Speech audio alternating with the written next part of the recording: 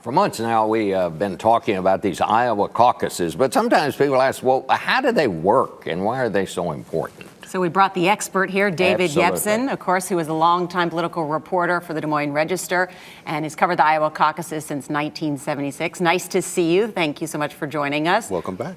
And you know, you and I, 76 was my first one too. And what we always remember about that is that Jimmy Carter, the people called him Jimmy Who, he wound up, but he didn't actually win that year, did he? No, uncommitted one. Uncommitted one. And Jimmy Carter came in second, went on to the presidency.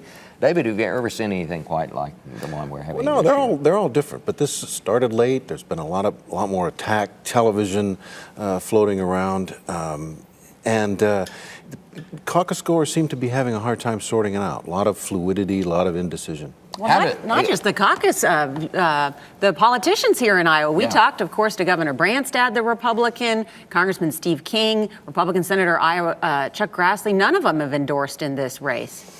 Well, and some of them won't. I mean, they've learned to stay out of this. But you know, it's just I think the caucus goer is having a hard time. All the candidates offer something. The Republicans desperately want to beat Barack Obama, but they want to find a good electable conservative, and they're having trouble sorting that out. How do they work? Just run us through this. Yeah, well, at 7 o'clock tonight, they'll gather in about 1,000 precincts around the state, neighborhood meetings, and on the Republican side, they'll just visit among themselves. There'll be people giving little talks about why I like a certain candidate, and then they vote on a slip of paper. It's pretty straightforward.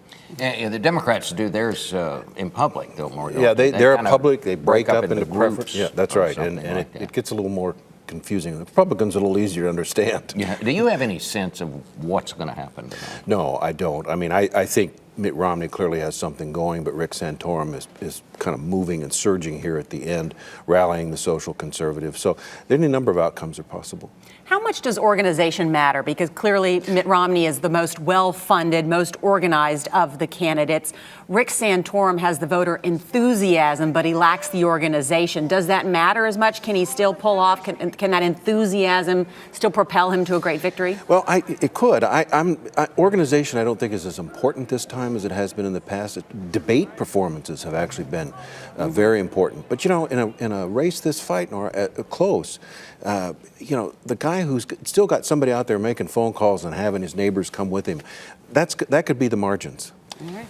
David, I want to thank you very much. You're always help us to understand this thing. You've helped me for years, so I appreciate it.